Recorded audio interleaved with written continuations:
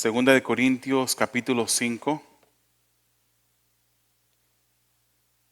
Pues seguimos con esta serie de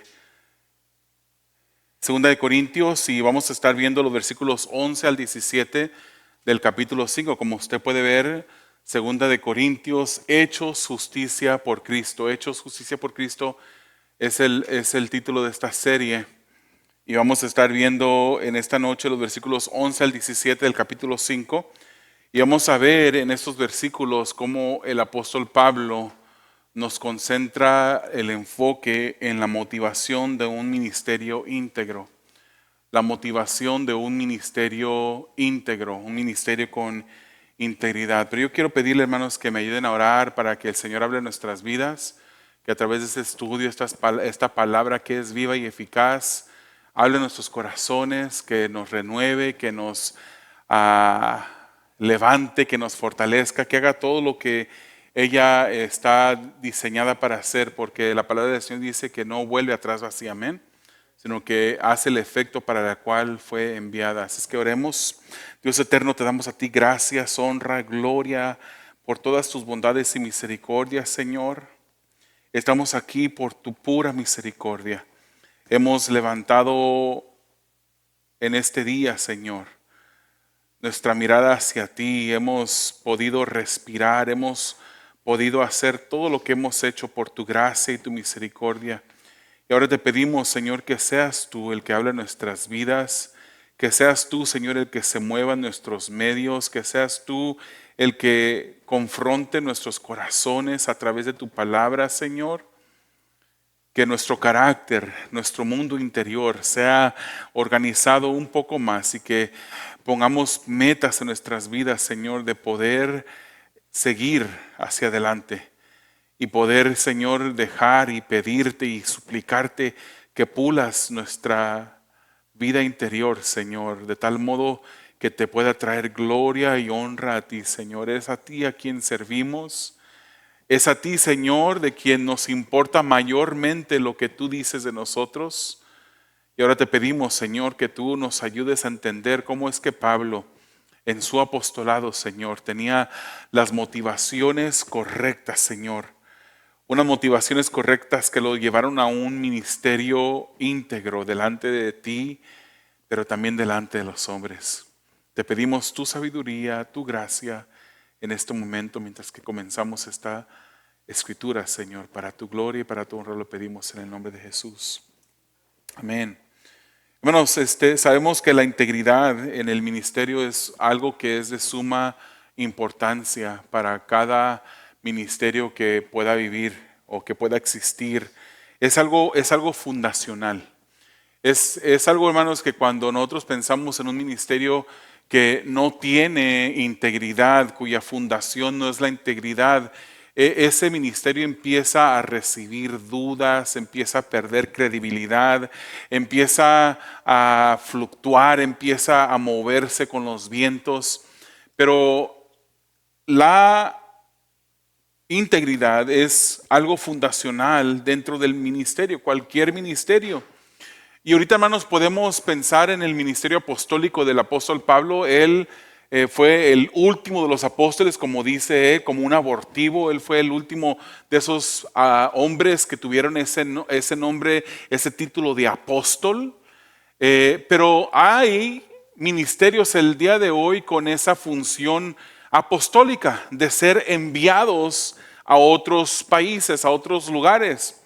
Pero si también reducimos, no porque sea menor, pero reducir como enfocar la atención de lo que estamos viendo en este pasaje, en esta noche, el contexto de la iglesia local. Cada uno de nosotros tenemos un ministerio delante del Señor que el Señor ha puesto en nuestras manos y que debemos de hacerlo de manera íntegra. Que nuestro caminar sea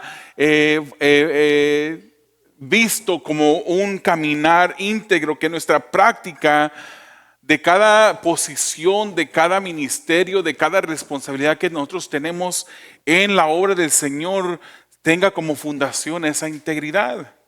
La integridad, hermanos, a la práctica de la integridad dirige al líder a vivir un estilo de vida de acuerdo a su llamado. Y no solamente al líder, hermanos, sino que también dirige a las personas, a los siervos, a los que somos voluntarios en su obra, a vivir una vida, un estilo de vida que es de acuerdo a lo que hacemos. Nuestro llamado ha sido un llamado que hemos recibido ¿de parte de quién? De parte de Dios. El Señor le ha dado dones, como hemos visto en el libro de 1 de Corintios, que cada una de las personas dentro del cuerpo de Cristo tiene un don y un llamado para servir al Señor dentro de la congregación. La nariz no le puede decir al ojo, no te necesito, ni viceversa, sino que el cuerpo es necesario como Dios lo diseñó para su correcta función. Y así en la iglesia hay diferentes personas que sirven, que ejercen un ministerio, por decirlo así, que deben de siempre pensar en vivir su estilo de vida de acuerdo a el que lo llamó. Su estilo de vida de acuerdo a aquel que le llamó. Cuando una persona practica la integridad, esto apoya la validez del evangelio. Porque imagínense, ¿qué es lo que uno escucha cuando personas de repente uno los invita a las iglesias y le dicen, pero ¿para qué voy ahí si ahí hay un montón de hipócritas? Porque en algunas ocasiones han visto a personas que no han vivido de acuerdo al llamado de parte de Dios. Y todos nosotros tenemos un llamado, diferentes tipos de llamado. En ciertas maneras tenemos el mismo tipo de llamado, pero todos hemos sido llamados por Dios a seguirle. Somos sus discípulos. Y cuando de repente algún discípulo de Jesucristo, o alguno que se decía que era discípulo, pero que no era un discípulo de verdad, falla en ese estilo de vivir, falla en esa integridad, entonces sufre el evangelio. Predica uno y la gente dice, ¿qué es eso que me estás diciendo? Yo conozco a muchos que me han dicho exactamente lo mismo que me has dicho tú, si supieras cómo viven ellos. Entonces cuando nosotros vivimos, hermanos, en integridad, eso apoya la validez del evangelio. Hermanos, no que el evangelio pierda validez cuando una persona falla en la integridad, no. El evangelio es el evangelio, es como decir, Dios es Dios con o sin nosotros. Él es autosuficiente. El evangelio tiene ese poder para salvar, como lo dice Romanos capítulo 1 del versículo 16. El apóstol Pablo dijo que no me avergüenzo del evangelio porque es poder para salvación. Puede salvar. Y cuando una persona falta en integridad, pues no pierde validez. El evangelio sigue siendo válido, sigue siendo poderoso para salvar. Pero debemos nosotros de apoyar el evangelio que predicamos por nuestra manera de vivir en integridad. La integridad facilita la efectividad del ministerio y facilita la efectividad del ministerio. Son dos cosas que necesitamos tener en cuenta. Facilita la efectividad del ministerio y la confiabilidad de este. Así es, hermano, que cuando el apostolado de Pablo, que es el tema general de esta carta de 2 Corintios, cuando el apostolado de Pablo fue atacado por los falsos maestros, él tuvo que salir a la defensa. No me acuerdo dónde lo escuché, y si alguien de aquí sabe dónde lo escuché esto o lo dijo y yo no lo estoy diciendo para descubrir nada, pero por ahí recientemente escuché pues que cuando somos atacados debemos de dejar que Dios nos defienda. Ahora, eso es verdad. Dios es nuestro defensor. Ya me acordé dónde lo escuché.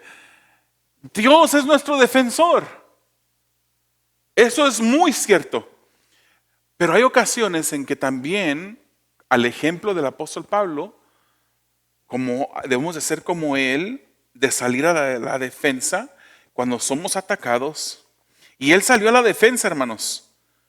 Pero me llama la atención que él no defendió yendo directo a los que lo ofendían a él, a los que lo querían desacreditar, sino que él fue a la iglesia del Señor.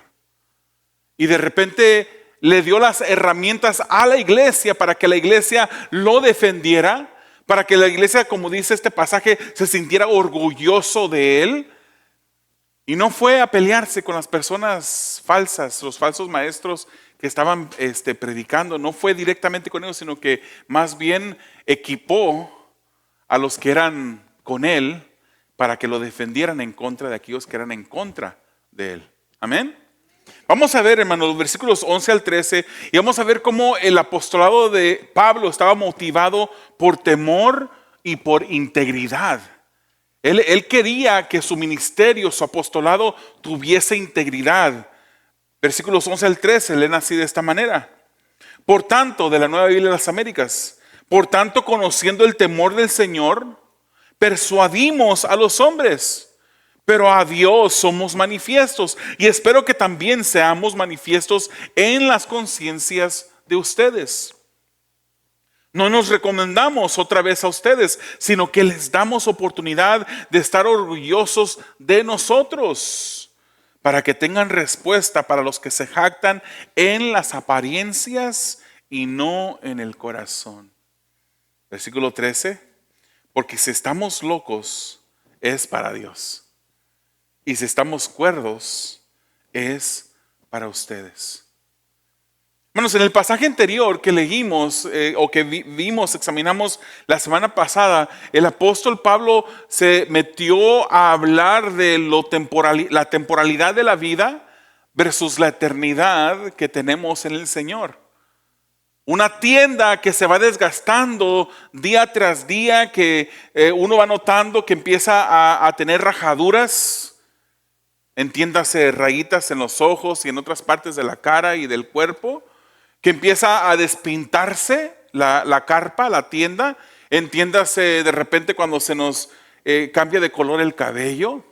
Usted sabe que las tiendas, hermanos, que son temporales, se levantan, se acomodan, se guardan, se vuelven a levantar, se acomodan, y de repente uno empieza a ver como que faltan partes, ¿no? De una tienda de acampar, faltan partes, y de repente nos va faltando a nosotros en esta tienda temporal aquellas cosas que antes teníamos, pero ahora no tenemos. Ahora cuando corremos o queremos correr, nuestra mente va más rápido que nuestro cuerpo. Uno piensa que va a poder correr, alcanzar algo, y no corre uno con la misma velocidad y con la misma agilidad que cuando teníamos 2 días antes. Nos vamos desgastando. El apóstol Pablo acaba de contrastar la vida terrenal temporal con la vida eterna celestial. Y aquí en el versículo 11, hermanos, como usted puede ver, está considerando la temporalidad de la vida, porque de ese tema viene y dice, por tanto. O sea, después de haber hablado de la temporalidad de la vida, dice, por tanto, conectándolo con el temor del Señor. Considerando esta temporalidad, el tiempo limitado que tiene, a esto le agrega temor del Señor. Él conocía ese temor, hermanos. Y cuando el apóstol Pablo habla aquí del temor, él no está hablando de miedo, de horror, él no está hablando aquí de pánico. Él está hablando de una reverencia, de un respeto que él le tenía a Dios. El apóstol Pablo temía a Dios, y esto era el combustible, hermanos, que lo impulsaba a él a vivir, a servir al Señor. Cuando él servía, él sabía muy bien por qué lo hacía y para quién lo hacía. El temor a Dios, hermanos, también nos impulsa a cada uno de nosotros a adorar a Dios. El adorar a Dios va más allá de un tiempo de alabanza dentro de una congregación. La adoración va más allá de un tiempo, de el momento cuando usted entró a este lugar y va a salir. La adoración es algo que el creyente que ha sido llamado por Dios a ser su discípulo efectúa y practica siempre. Porque la adoración, hermanos, también incluye la obediencia, y todos los días nos enfrentamos ante decisiones de obedecer a Dios o de desobedecerle. Y nosotros debemos de obedecer a Dios adorándole perpetuamente. ¿Y sabe lo que le impulsa a usted a poder obedecerle continuamente? Es un temor a Dios. Es una reverencia. Hermanos, cuando yo estaba niño en casa, a mi papá yo no le podía, él decía, chupar los dientes. Yo no le podía hacer eso, hermano. Yo tenía que tener un respeto, una reverencia, porque para él eso era respeto, era reverencia. Era mi padre. Yo tenía que respetarlo y pues esa era la regla. Pero después, por amor a mi papá, yo no tenía qué, sino que yo lo hacía porque yo lo amaba. Yo le tenía un amor reverente a mi padre. De repente, nos disciplinaba cuando yo y mis hermanos nos agarrábamos discutiendo. Más bien eran mis hermanos que discutían conmigo, ¿eh? Yo siempre, no es verdad. Y él decía, ¿qué falta de respeto es ese que se anden discutiendo enfrente de mí? Cuando yo era joven, nunca me atreví a hacer eso enfrente de mis padres. Entonces, el amor a Dios, hermanos, el amor y el conocimiento de las Escrituras, sabiendo lo que el Señor nos ha dicho, eso nos ayuda a nosotros a vivir de una manera temerosa delante de Dios. Conociendo que el tiempo está cerca, que el tiempo es limitado, que hoy estamos aquí y mañana ya no estamos. Debemos de tener ese temor debe ser nuestro combustible, ese temor nos impulsa a adorar a Dios, a obedecerle constantemente y vivir correctamente para Él. 2 Corintios 7:1 dice, por tanto, amados, teniendo estas promesas, limpiémonos de toda inmundicia de la carne y del espíritu, perfeccionando la santidad en el temor de Dios. Una vez escuché en una persona en una iglesia que se me acercó y me dijo, yo ya no peco, yo no soy pecador porque yo ya no soy pecador, ahora soy un hijo de Dios. Él entendió mal las Escrituras y lo llevé donde, ahorita no me acuerdo dónde lo llevé, pero no sé si fue Pedro o Juan quien lo dijo, que el que dice que no peca es mentiroso. Asegúrense antes de mencionarlo. Y yo le dije, hermano, todos pecamos. Ahora, nuestra salvación nos va llevando en un proceso que debemos de notar que vamos pecando menos y menos cada vez. Y el apóstol Pablo aquí, en 2 Corintios 7:1, le dice a los mismos hermanos, por tanto, amados, teniendo estas promesas, ustedes somos hijos, tenemos estas promesas porque somos hijos. Limpiémonos de toda inmundicia de la carne y del espíritu, perfeccionando la santidad en el temor de Dios. Perfeccionando la santidad, obedeciendo mejor a Dios, siguiéndole más de cerca, alabándole con nuestras vidas, adorándole con nuestras vidas continuamente. Recordemos, hermanos, que el apóstol Pablo había caído bajo acusaciones de falsos maestros en contra de su ministerio, su apostolado. Él está dejando claro aquí que él servía a Dios con temor y que todo lo que hacía en su llamado lo hacía con ese temor a Dios. No debía de haber una acusación en contra de él de esta índole, porque él temía a Dios. Esto no era un temor de lo que hablaban de él, sino que Pablo tenía esmero en que la gente supiera que lo que hacía, lo hacía correctamente delante de Dios. Aquí hay un interés, hermanos, que la gente, los hermanos en la congregación, supieran que él era una persona íntegra. Pero su mayor preocupación era que Dios supiera que él le temía. O sea, que nos debe importar también lo que la gente cree de nosotros. Que la gente nos mira haciendo. Es importante. No lo pondríamos al nivel de lo que Dios piensa de nosotros. Nunca nos debería importar más lo que la gente piensa de nosotros a lo que Dios piensa de nosotros.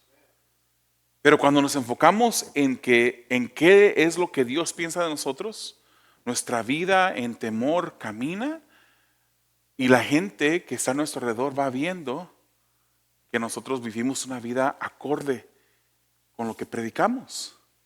El que usted no se pare acá enfrente a predicar, hermanos, no quiere decir que usted no vive una vida o no debe de vivir una vida conforme a lo que usted predica. Porque usted es discípulo de Jesús. Usted debe estar predicando. No de un púlpito necesariamente, pero predicamos en las calles, en el supermercado, cuando nos encontramos con una persona, con la pompa que está al lado de nosotros, de otra persona que está también llenando su tanque de combustible. Nosotros predicamos y debemos de vivir de acorde con eso que predicamos. Entonces el apóstol Pablo aquí hace una defensa persuadiendo a los hombres sobre su ministerio íntegro y sincero delante de Dios. Aunque algunos, dice él, no logre persuadir, él pone a Dios como testigo de su temor por Dios, de su temor por él. Así lo dice estos versículos. Aunque algunos no logre persuadir, dice, solo esperaba que para los corintios, para las personas a las que les estaba escribiendo, pudieran ellos ver en él lo que Dios miraba en él. O sea que pone a Dios por testigo, le dice a los corintios, Dios, soy manifiesto yo a Dios, estoy descubierto delante de él. Él me está mirando, él sabe que las cosas que yo hago, las hago por temor, contrario a lo que esos acusadores dicen de mi ministerio. Y espero que también ustedes puedan verlo, dice él. El versículo 12, vemos que cuando Pablo se está defendiendo, es evidente, hermanos, que él no se defiende por orgullo. La motivación es la correcta. La motivación es el temor a Dios y ser íntegro delante de Dios. Porque, hermanos, para defendernos somos buenos para defendernos.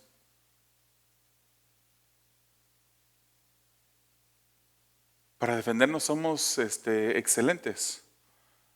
Pero muchas veces nos defendemos por las motivaciones incorrectas, por orgullo. Y a lo mejor estamos diciendo la verdad cuando nos defendemos, pero hay una motivación de orgullo en nuestros corazones al hacerlo. Decimos la verdad, pero hay enojo, hay ira en contra de la persona. No nos pone triste. Ay, cómo el Señor está siendo vituperado su nombre. Cómo el nombre del Señor está siendo manchado cuando está hablando esa persona de mí. No, pensamos en nosotros, no en el testimonio de Cristo. Esa es la manera de defender de una manera incorrecta, con la motivación equivocada. Aquí Pablo, hermanos, es evidente que él se defendía con humildad. Es más, si nunca lo hubieran acusado, él no se hubiera salido a la defensa de él mismo. Segunda de Corintios, más adelante en el capítulo 10, versículo 12, dice, porque no nos atrevemos a contarnos ni a compararnos con algunos que se alaban a sí mismos. Pero ellos, midiéndose a sí mismos y comparándose consigo mismos, carecen de entendimiento. Él dice, yo no me atrevo a contarme entre aquellos que se alaban a sí mismos.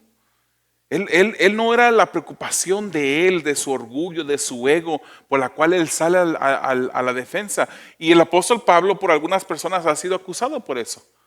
Que el apóstol Pablo escribió esta carta por puro orgullo, porque no resistía, no quería que el ministerio, bueno, que su persona fuese atacada. Pero vemos en su carta que ese no es el tono de esta carta. Sabía, hermanos, que debía defenderse por las razones correctas. El amor de Pablo por Dios era evidente y como su amor también era evidente por la iglesia. Sabía que su apostolado había sido atacado. Él se defendía, pero por amor a la iglesia. Él no debía dejar que la mentira triunfara y que esta mentira dividiera a la iglesia. Se le había acusado de presumido. Se le había acusado al apóstol Pablo de promover sus propios intereses, probablemente. Y en el versículo 12 repite las palabras que él dijo en 2 Corintios 3, versículos 1 al 3, donde él dice, no me estoy recomendando a mí mismo. Él dice, comenzamos otra vez, en ese capítulo 3, comenzamos otra vez a recomendarnos a nosotros mismos. ¿O acaso necesitamos como algunas cartas de recomendación para ustedes o de parte de ustedes? Y él dice, ustedes son nuestra carta escrita en nuestros corazones, conocida y leída por todos los hombres, siendo manifiesto que son carta de Cristo redactada por nosotros, no escrita con tinta, sino con el Espíritu del Dios vivo, no en tablas de piedra, sino en tablas de corazones humanos. Pablo no está en defensa de sí mismo por orgullo. Y ese es un bonito ejemplo a seguir, hermanos. Él no se defendía por orgullo. Más bien él hacía hincapié en sus debilidades. Usted puede apuntar, está apuntando 2 de Corintios 11:30 y 2 de Corintios 12:9, donde él más bien se gloría, dice él, que yo me glorío en mis debilidades. Uno de esos pasajes habla de cómo el apóstol tenía ese aguijón en la carne y le había rogado 3 veces a Dios. Y Dios le dijo, no, bástate mi gracia porque mi poder se perfecciona en la debilidad. Y ahí es donde dice, por tanto me gloriaré más bien en mis debilidades. El apostolado de Pablo, hermanos, fue uno de arduo trabajo. Él trabajó duramente. Pero él no se glorió en eso, él no dijo, mira todo el tiempo que mira lo que yo he dejado, mira donde yo he caminado, mira tantos lugares donde yo he visitado. Él trabajó duramente. Pero él mismo dijo en 1 de Corintios 9:16, porque si predico el Evangelio, no tengo nada de qué gloriarme, pues estoy bajo el deber de hacerlo, pues ay de mí si no predico el Evangelio. Él defendía su ministerio, hermanos, y las intenciones de para que los corintios comprendieran sus intenciones y tuvieran con qué defenderlo ante sus acusadores. O sea que él prefería equipar a los que estaban de su lado que atacar a los que estaban en su contra. Y de esto uno puede aprender, hermanos. ¿Cuántas veces no nos hemos defendido por razones equivocadas, con motivaciones que no agradan a Dios? ¿Cuántas veces hemos deseado poder ver una persona para en el momento de que la veamos caerle encima y decirle, tú dijiste esto, esto y lo otro, y con ira y con enojo ir en contra de esta persona? Paul Tripp, hermanos, en un libro, dice él, tienes que cuidar de ti, de cómo haces ministerio, y luego cuidar con temor y temblor las ovejas compradas a precio de sangre. Y eso es lo que estaba haciendo Pablo. Él sabía que esas ovejas no eran de él, que las iglesias eran la iglesia de Cristo, parte de la iglesia de Cristo, y él las cuidaba porque sabía que habían sido compradas a un precio carísimo, incalculable, el precio de la sangre de Jesucristo.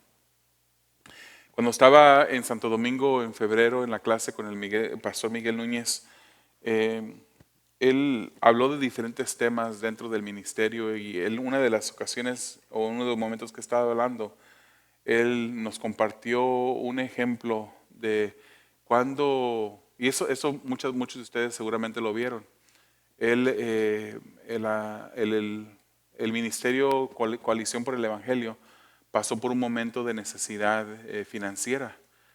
Y él no sé si es el presidente de la mesa directiva o está dentro de la mesa directiva. Él publicó un video pidiendo dinero a la gente que ofrendaran para que Coalición por el Evangelio no tuviera que cerrar sus puertas.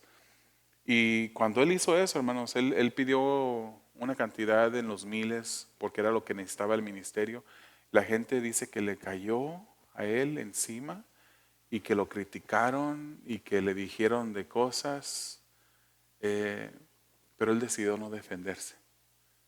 Le reto a que busque una publicación del pastor Miguel Núñez donde él defiende o donde él ataca a las personas que lo atacaron. Él decidió no defenderse. Él decidió no ir en contra o no contactar a las personas que lo criticaron. Y él dice coloquialmente, mi papi me defiende, o mi padre o mi papá me defiende, algo así dice él, porque sabe que tiene a un Dios que lo defiende. Y cuando Cuando él hizo esta petición en línea y tenían cierto tiempo para que se pudiera completar el plazo donde necesitaban el dinero, el Señor suplió de una manera increíble y otras personas salieron a la defensa del pastor Miguel. Él no tuvo que abrir la boca.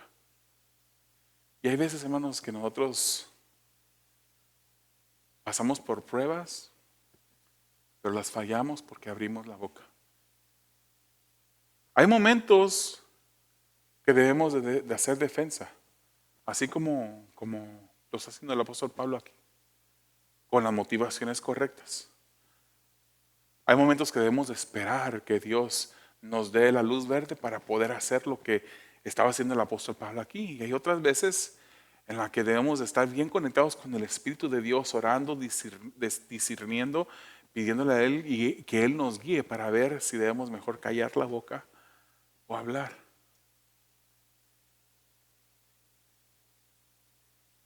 Pablo, hermanos, aquí está aclarando que no se recomienda así solo, a sí mismo a ellos. Y más bien agrega que los que lo atacan, dicen, son ellos los que hacen mal. Estoy parafraseando. Ellos son los que hacen mal. Los que atacaban a Pablo eran los hipócritas que vivían por apariencias y no en rectitud e integridad del corazón. Ellos vivían por apariencias, por lo que se miraba por fuera. Qué cosa tan terrible, hermanos, que hay cristianos que han decidido caminar por el camino de la hipocresía. Saben que Dios los está mirando. Saben que Dios es un Dios que es santo, que todo lo sabe y que está al tanto de todo lo que está pasando en la vida de ellos. Y en lugar de ir con alguien a pedir ayuda, oración, a rendir cuentas para que pueda hacer una ayuda espiritual para esa persona, deciden vivir una vida hipócrita.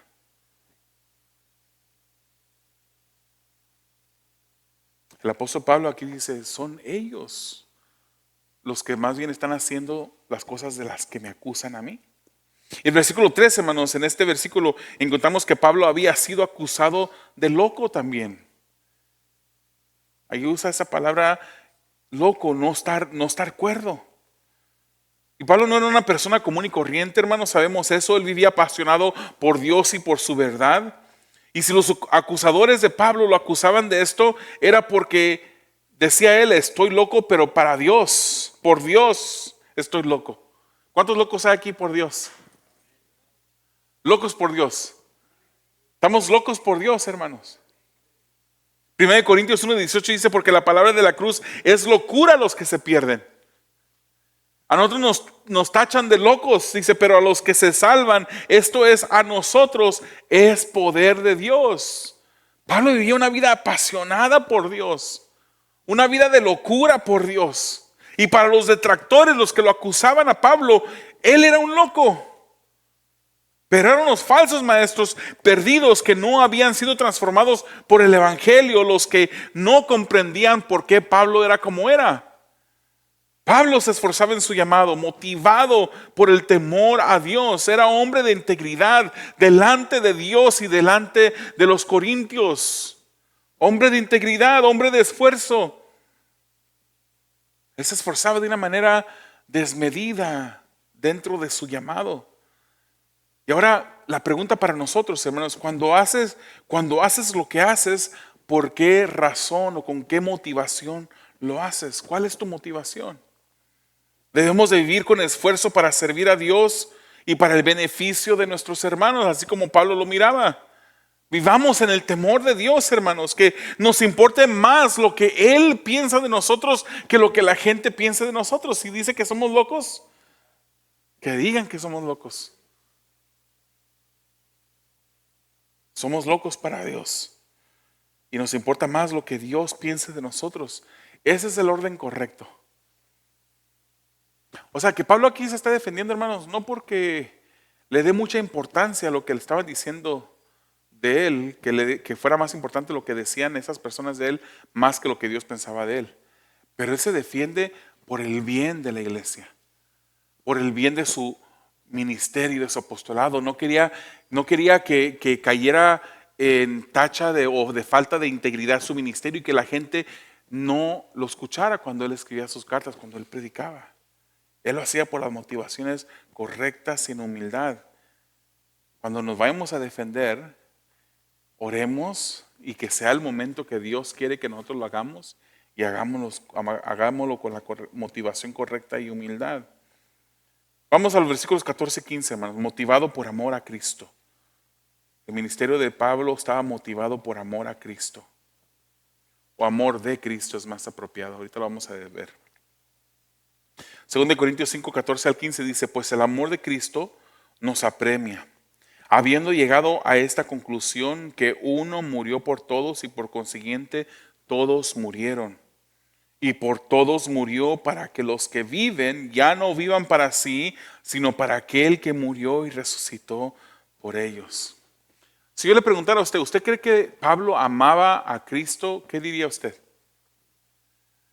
Pablo vivía, humanamente hablando, una vida tranquila. Él era apasionado para la religión judía. Él en ese aspecto no era tranquilo, pero a lo que me refiero tranquilo es que él tenía suficiente para poder vivir bien. Había estudiado bajo los pies de Gamaliel, uno de los maestros más grandes de aquel entonces. Él era un fariseo celoso por lo que él pensaba que era el camino correcto. Pero cuando él fue encontrado por Jesucristo en ese camino de Damasco, en Hechos capítulo 9, él tuvo un cambio completamente diferente y él amó a Dios. Imagínense nada más que él se dirigía a Roma y dice que él nomás recibía testimonio que en Roma encontraría la muerte, pero él seguía hacia Roma, porque era el camino que Dios le había ordenado. Él sabía que iba a perder su vida en Roma. Y no desvió, no se detuvo, no, él siguió obedeciendo a Dios. Ese era el amor que él tenía por Cristo, hermanos. ¿Cuántos de nosotros tenemos ese mismo amor? Que estamos dispuestos a dar nuestra vida física por Él.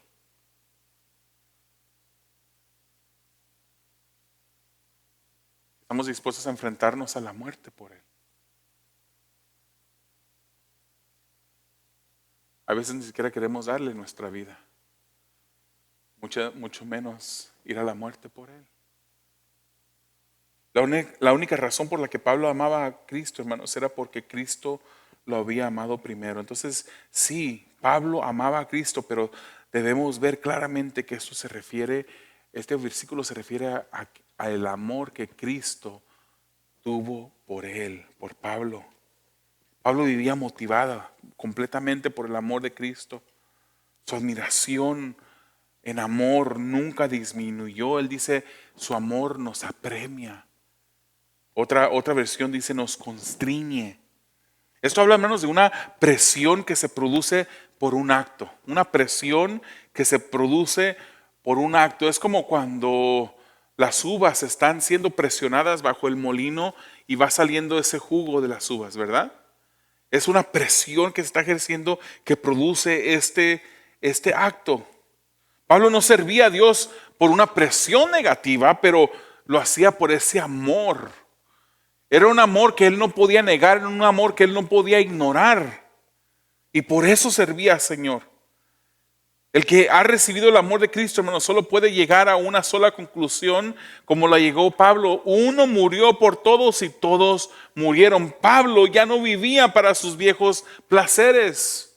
Ya no vivía para sus propios intereses, para sus metas, así como se le había acusado que él vivía así. Al contrario a lo que ellos decían, él ya no vivía para sí mismo, sino que vivía por el que murió por él. Y así es, hermanos, el Señor murió para darnos vida. Él murió para que nosotros pudiéramos vivir. Y esto me trajo a memoria el pasaje de Gálatas, capítulo 2, versículo 20, donde él dice, con Cristo he sido crucificado. Ya no soy yo el que vive, sino que Cristo vive en mí. Y la vida que ahora vivo en la carne, la vivo por la fe en el Hijo de Dios, el cual me amó y se entregó a sí mismo por mí. Él ya no vivía, dice, yo he sido crucificado juntamente con Cristo. Ya no vivo yo para Pablo, yo vivo ahora para Cristo.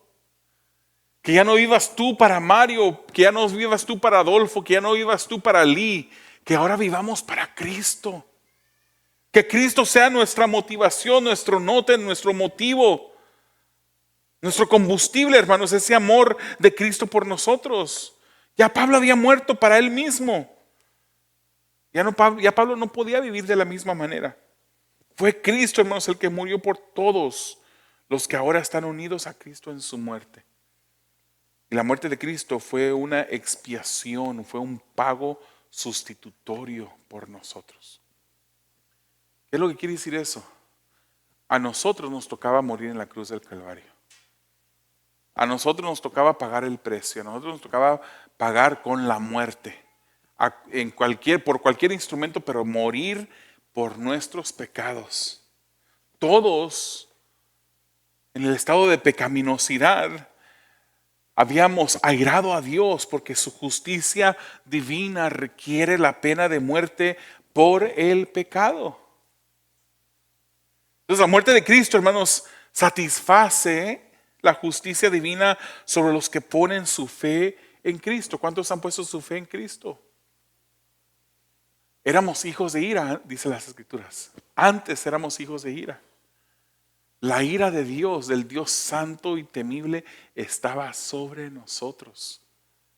Y es solamente a través de esa muerte de Jesucristo que muere en nuestro lugar, que paga nuestra pena de muerte, que ahora nos posiciona correctamente en Cristo. Ahora ya no somos hijos de ira. Ahora somos hijos de Dios, coherederos juntamente con Cristo. Coherederos juntamente con Él. Hemos sido adoptados, hermanos, en la fe, dentro de la familia de Dios. Entonces el apóstol Pablo defiende su apostolado. Pablo deseaba continuar mostrando la gratitud por Cristo a través de su servicio. En el versículo 15 es una continuación del versículo 14, es una repetición. Y aquí aclara la reacción que Pablo tuvo por comprender lo que Cristo hizo por él. ¿Qué es esto? Que Pablo vivió porque Cristo murió. Y porque Cristo murió para que Pablo viviera, Pablo ya no vivía para sí mismo, sino que vivía para Cristo. ¿Estamos nosotros viviendo de esa manera, hermanos? Que todo lo que hacemos lo hacemos de verdad para la gloria de Dios. Estamos viviendo para aquel que entregó su vida por nuestro bien. Hermanos, no hay un término medio dentro de las Escrituras. Es verdad que no podemos renunciar al trabajo, no podemos renunciar a la familia, son parte de nuestra vida en Cristo. El que dice las Escrituras, el que no trabaja, que no coma. Debemos de hacer los quehaceres que tenemos que hacer, tenemos responsabilidades, pero ¿cuál es la motivación detrás de todo eso? No hay un término medio. No hay cristianos medio cristianos.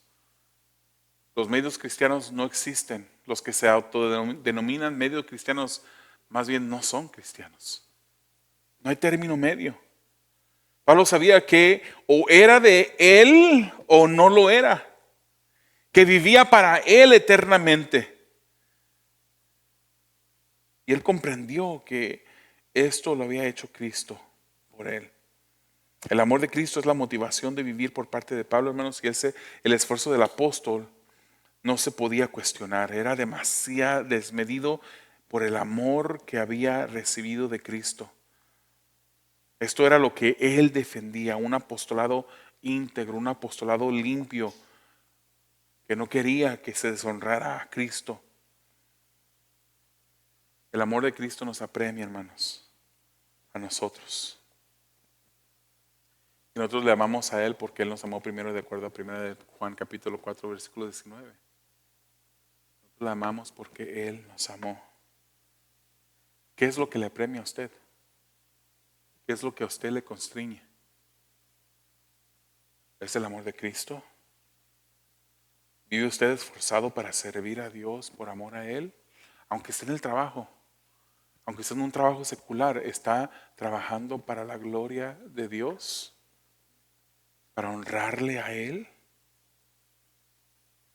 Romanos 6, 10 al 11 dice, porque en cuanto a que Él murió, murió al pecado de una vez para siempre. Pero en cuanto Él vive, vive para Dios. Así también ustedes considérense muertos para el pecado, pero vivos para Dios en Cristo Jesús. ¿Es tu caminar perfecto? Si es perfecto, pídele a la persona que está a tu lado que te dé un pellizcón, porque ya te moriste. Tu caminar no es perfecto, mi caminar no es perfecto. Pero lo que hacemos, hermanos, nos esforzamos por vivir muertos, por estar muertos para el pecado y vivos para Cristo. ¿Qué pecado hay en tu vida que cometes vez tras vez tras vez? Podría empezar a nombrar diferentes tipos de pecado, pero tú lo sabes. Hay cosas que hay áreas de nuestra vida que son débiles delante de Dios. Y que Dios quiere que nosotros estemos muertos para esas cosas. Que vivamos para Él. Nos hemos llegado a pensar que es suficiente confesión. Y de repente nos hemos convertido en personas que viven como aquellos que llegan delante de un hombre a confesarse. Uno dice, no, nosotros no somos de esa creencia. Nosotros hemos conocido la verdad. Pero nada más venimos delante de Dios, confesamos y nuestra conciencia es aplacada, es calmada, pero luego volvemos a caer en lo mismo. Venimos otra vez y confesamos. Y vivimos bajo ese adagio que dice que el Señor nos agarre confesados, ¿verdad? No es suficiente el vivir a medias. No es suficiente solamente confesar tu pecado y aplacar tu conciencia y pensar que quedas bien delante de Dios. Es necesario el arrepentimiento. Hermanos, porque el que confiesa vez tras vez, pero sigue cometiendo el mismo pecado, no se ha arrepentido como Dios quiere que se arrepienta. Eso fue algo que me enseñó el pastor Núñez. Que cuando yo lo escuché, yo dije, wow, yo nunca lo había visto de esa manera. Es verdad, hermanos, pidámosle, roguemos, lloremos delante de la presencia del Señor, que Él nos conceda el arrepentimiento de esa cosa que le falla a Dios continuamente. Llámese como se llame, usted lo sabe, yo lo sé. Yo sé lo que yo le estoy pidiendo al Señor. Pidámosle al Señor, roguemos.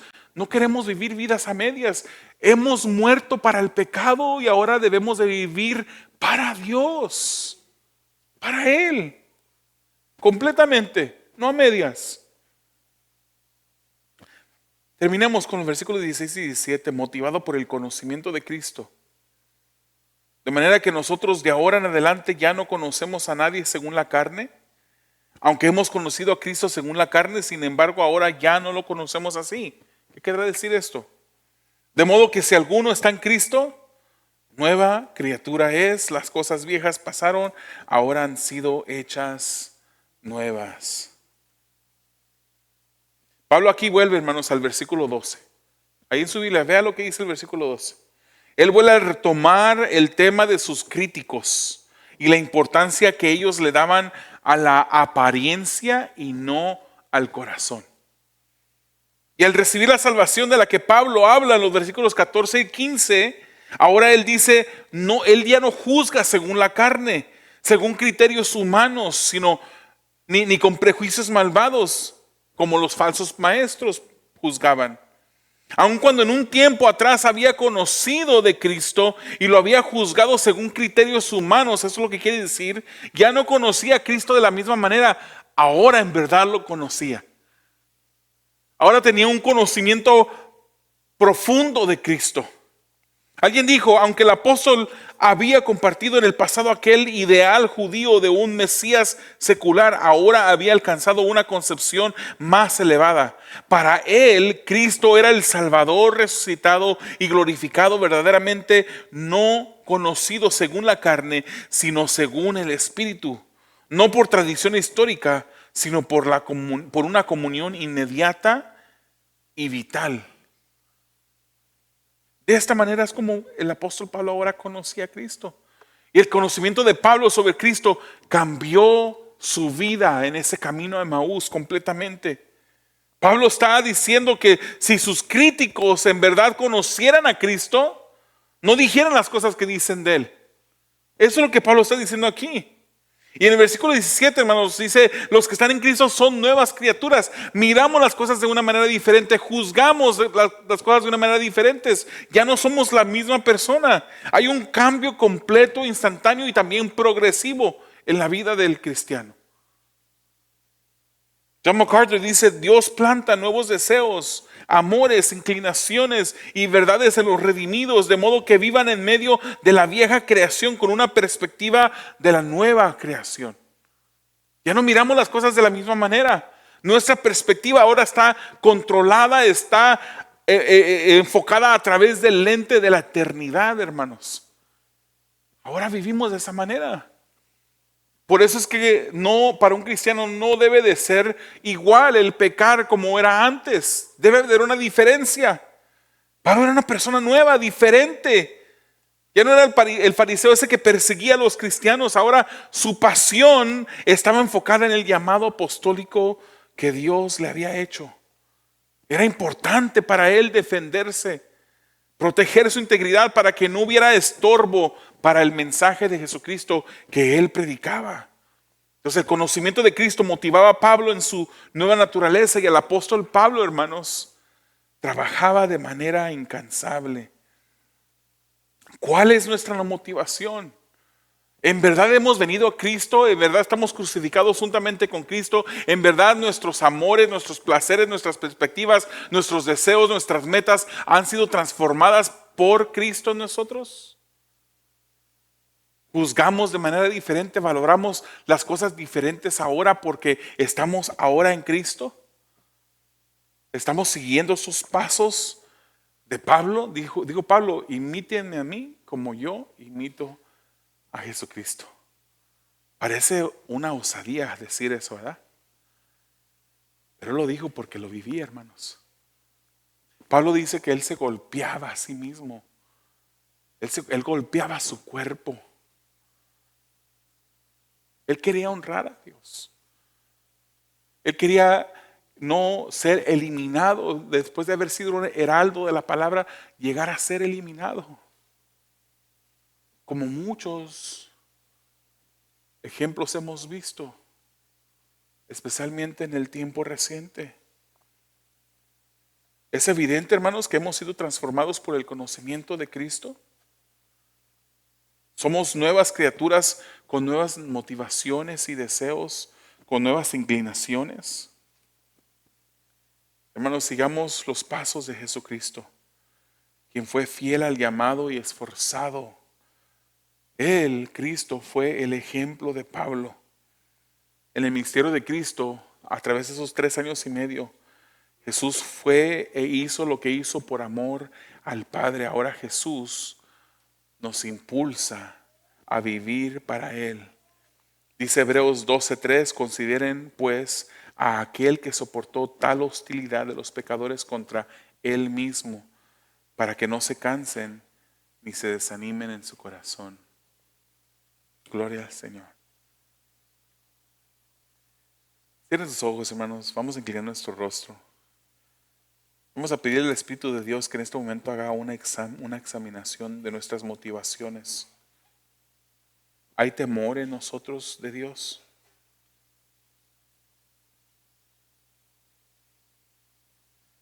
El pastor Paul Washer